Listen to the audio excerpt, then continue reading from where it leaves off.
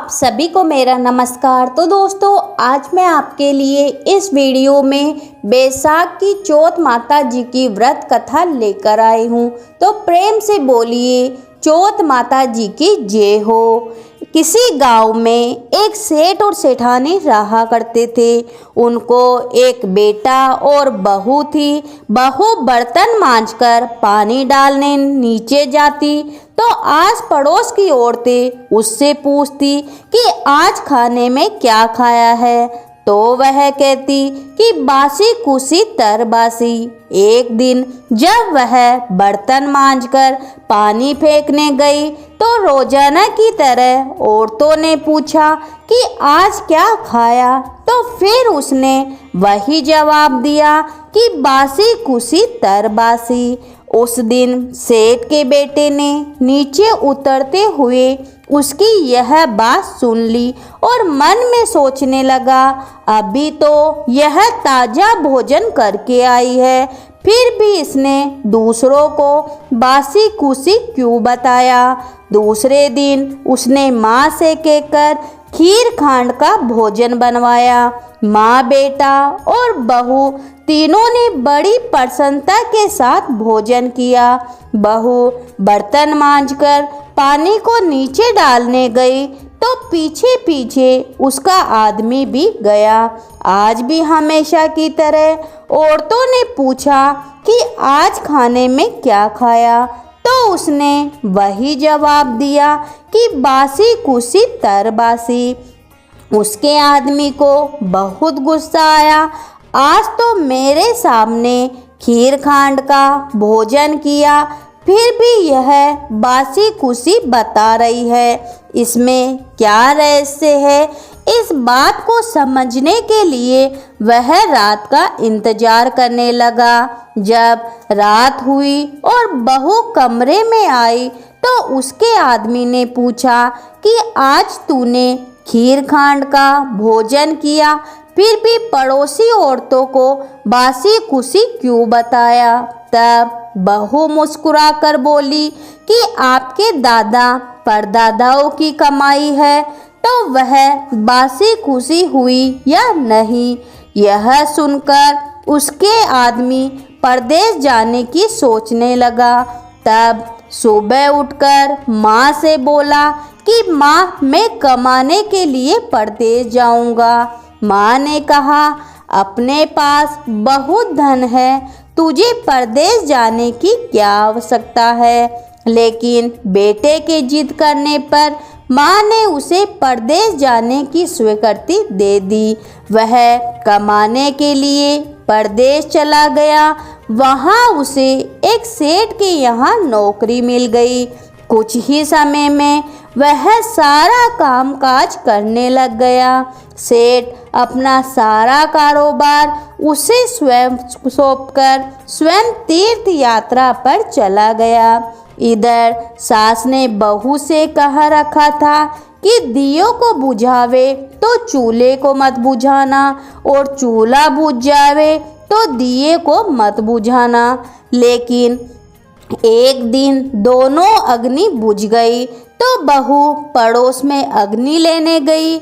उसने देखा कि वहाँ पड़ोस की औरतें किसी माता जी का पूजन कर रही है। यह देखकर उसने पूछा कि बहन, आप किस माता जी का पूजन कर रहे हो, मुझे भी बताओ कि यह किसका व्रत है और इसके करने से क्या फल मिलता है। तो उनमें से एक बोली कि हम चौथ माता जी का व्रत और पूजन कर रही हैं। बिछड़े का मिलान होता है, निपुत्री को पुत्र प्राप्त होता है। इस पर बहू ने कहा कि मेरा पति भी परदेश गए, उनको काफ़ी समय हो गया है। मैं भी चौथ माता जी का व्रत करना चाहती हूँ, लेकिन मेरी सास मुझे बाहर आने ही नहीं देती। तब मुझे कैसे पता लगेगा कि चौथ माता जी का व्रत कब है। इस पर औरतों ने कहा कि तुम रोजाना एक डिबिया में गेहूं का दाना रखती जाना। जिस दिन 30 दाने पूरे हो जावे उसी दिन व्रत रख के शाम को चौथ माता जी की पूजा करके चंद्रमा को अर्घ देकर फिर खाना खा लेना। साहूकार की बहू ने कहे अनुसार व्रत करने लग गई। व्रत करते करते काफी समय बीत गया तो चौथ माता जी ने सोचा कि यदि इसकी नहीं सुनी तो अपने को कलयुग में कोई नहीं पूजेगा। तब चौथ माता जी ने साहूकार के बेटे को सपने में जाकर कहा कि साहूकार का बेटा सो रहा है या जाग रहा है। उसने कहा ना तो सो रहा हूँ ना ही जाग रहा हूँ, चिंता में पड़ा हूँ। इस पर चौथ माता जी ने कहा कि अब चिंता छोड़ दे और तेरे घर जा, सबकी सुधि ले। उसने कहा कि मैं कैसे जाऊं, मेरा कारोबार बहुत फैला हुआ है। तब चौथ माता बोली कि सुबह उठकर नहा धोकर दुकान पर जाकर चौथ विनायक जी का नाम लेकर घी का दीपक जलाना, तेरा सारा काम सुलझ जाएगा। सुबह उसने वैसा ही किया। देखते ही देखते सारा हिसाब किताब हो गया और उसने घर जाने की तैयारी कर ली। घर को रवाना हुआ तो रास्ते में एक सांप जा रहा था। उसने सांप को सिसकार दिया। सांप ने गुस्से में आकर कहा कि मैं तो अपनी 100 साल की उम्र पूरी करके मुक्ति पाने जा रहा था, तूने बांधा डाल दी, अब मैं तुझे डसूंगा। इस पर साहूकार के बेटे ने कहा कि मैं 12 साल से मेरी माँ व पत्नी से मिलने जा रहा हूँ, उनसे मिलने के बाद तो मुझे डस लेना। तब सांप बोला कि तू घर जाकर पलंग पर सो जाएगा। तब उसने कहा कि मैं अपनी औरत की चोटी नीचे लटका दूंगा, उस पर चढ़कर आ जाना। घर पहुंचा तो वह उदास था। बेटा कुछ नहीं बोला, लेकिन उसकी औरत बहुत होशियार थी। सब बात पता करके उसने कमरे की एक सीढ़ी पर दूध, दूसरी पर चूरमा, बालू, रेत, इत्र, फूल आदि 7 सीढ़ियों में 7 वस्तुएं रख दी। आधी रात को फुसकारता हुआ सांप आया और सभी वस्तुओं का आनंद लेकर खुश हुआ, लेकिन वचनों से बंधा हुआ था, सो डसना ही था। चौथ विनायक जी ने सोचा कि इसकी रक्षा नहीं की तो कलयुग में अपने को कोई नहीं पूजेगा। चौथ माता तलवार बनी, विनायक जी महाराज ढाल बने और जैसे ही सांप डसने लगा तो उसे मार दिया। साहूकार के बेटे को नींद नहीं आ रही थी। सांप के मरते ही उसने अपनी पत्नी को उठाया और चौपड़ पासा खेलने लग गया। सुबह देर तक बेटा बहू उठे नहीं तो माँ ने कहा बेटा तो थका हुआ था, पर बहू क्यों नहीं उठी। जाकर देखा तो खून ही खून हो रहा था। उसने कहा मेरे बेटे बहू को किसी ने मार दिया।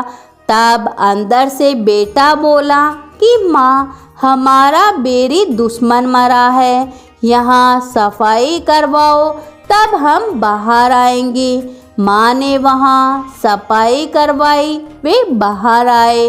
नीचे आकर उसने माँ से पूछा कि माँ मेरे पीछे से किसी ने कोई धर्म किया था क्या। तो बहू बोली कि मैंने किया। इस पर सास ने कहा कि तूने क्या किया, तुझे तो मैं रोज 4 समय खाना देती थी। बहू बोली कि मैं महीने में 1 चौथ का व्रत करती थी। सुबह का खाना पानी वाली को देती, दूसरी बार का गाय के बछड़े को खिलाती, तीसरी बार का उंधियाने में गाड़ देती व चौथी बार का मैं पूजा करके चंद्रमा को अर्घ देकर फिर खाना खाती थी।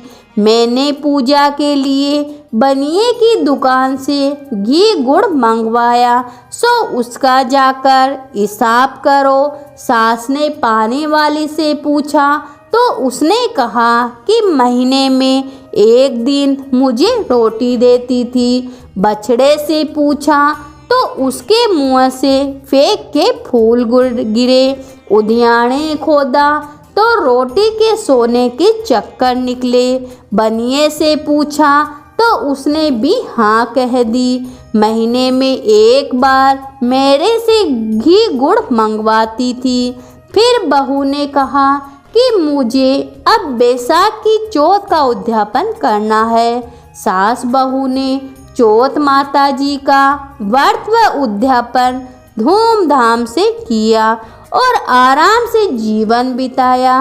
हे चौथ माता, उस पर जैसे प्रसन्न हुई वैसे सब पर प्रसन्न होना, सभी की मनोकामना पूरी करना, सभी को अमर सुहाग देना। तो प्रेम से बोलिए चौथ माता जी की जय हो।